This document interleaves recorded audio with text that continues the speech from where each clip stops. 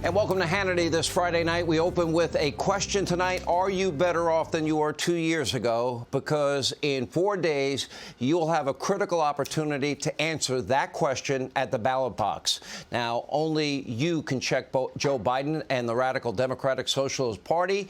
Only you can hold them accountable for the years of lies and abuse. And tonight, that abuse is now reaching a boiling point. The Democrats, their closing message to you, the American people, is Americans that don't vote for us are Nazis. You don't believe me? Take a look. This is what happens in a country that follows what happened in Germany in the early 30s. And I said this in 2018 and caught a lot of hell from a lot of people for having said it, but it was true then and it's true now. This country is on track to repeat what happened in Germany when it was the greatest democracy going, elected a chancellor who then co-opted the media.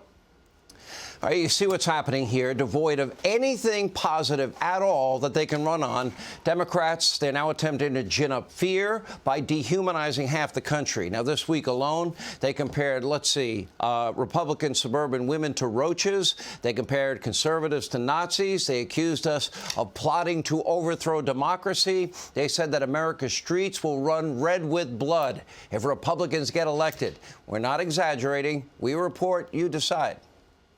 An overwhelming majority of Americans believe our democracy is at risk, that our democracy is under threat. They, too, see that democracy is on the ballot this year, and they're deeply concerned about it. What was at stake tonight and this week was the fact whether we will be a democracy in the future, whether our children will be arrested and conceivably killed. We're on the edge of a brutal authoritarian system. White Republican suburban women are now going to vote Republican. Why? It's almost like roaches voting for Raid. They're pushing out all of these polls, this sort of muddy up the averages, and sort of create this narrative of a red wave. If it doesn't happen, aren't we going to be in more danger of violence because they've created a narrative, and if it doesn't happen, they're going to say the whole election was stolen? We're seeing a whole political party, and those who support it, those who enable it, those who run under its banner, engaging in behavior that is so dangerous and I find, frankly, disqualifying for people who are running for office. Children arrested and they're going to be killed. Nazi Germany analogies and suburban women that vote Republican. It's like roaches voting for Raid. Now, according to the left, the only crisis in America is Republicans can win an election. Violent crime is a vast right-wing conspiracy theory in their world. The border being totally out of control? No, it's secure if you listen to them. Gas prices, according to Democrats, are really low. The economy is just great. Inflation is only a term being used by Republicans to drive turnout, according to MSDNC's chief economic expert, Joy Reid. Take a look. The only people I ever hear use the word inflation are journalists and economists, right? So that is not part of the normal lexicon of the way people talk. So it's interesting that Republicans are doing something they don't normally do, right? Which is not use the common tongue, right? Not use just common English to sort of do on their campaigns like they're doing with crime.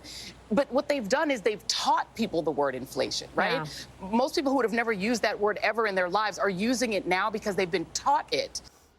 Joy, with all due respect, Americans know what inflation is, and guess what? Because it's ruining their lives, caused by the Democratic Socialist Party. It is draining their bank accounts. It is forcing them into credit card debt. So Joy Reid waxing poetic about the word inflation because I guess she can afford to. She probably gets paid millions of dollars to demean, slander Republicans on MSDNC. She's not choosing between gas or food. She's not living paycheck to paycheck.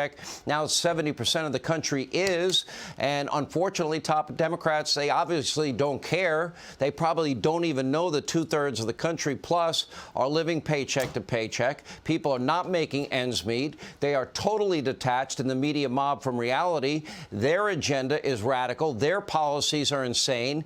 Their goals are naive, and they're failing, and their candidates are just awful and extreme. But perhaps no one is worse than that Pennsylvania trust fund brat in a hoodie that tries to, play like he's a real hardworking blue-collar worker.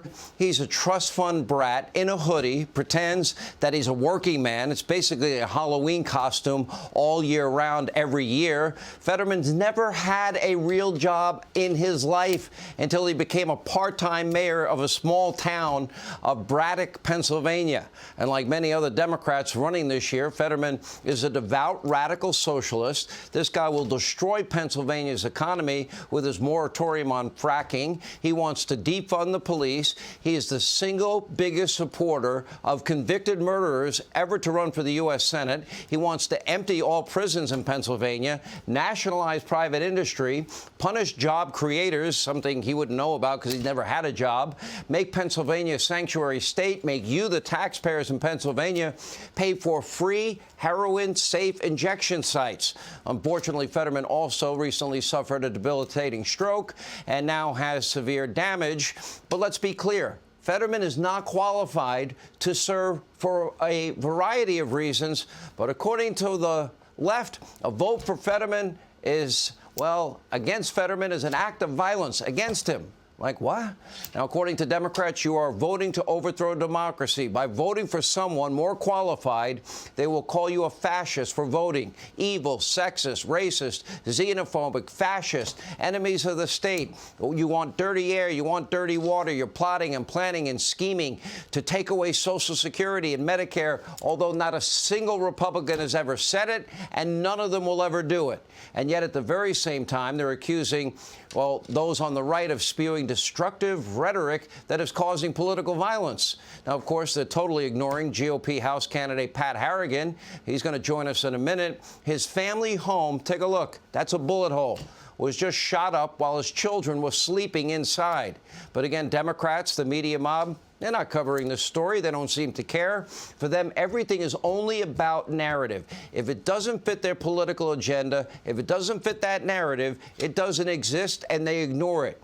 Of course, as you know, the narrative doesn't fix inflation. The narrative doesn't bring down energy costs. It doesn't secure the southern border. It doesn't solve the real crime crisis in small towns and big cities all across the country.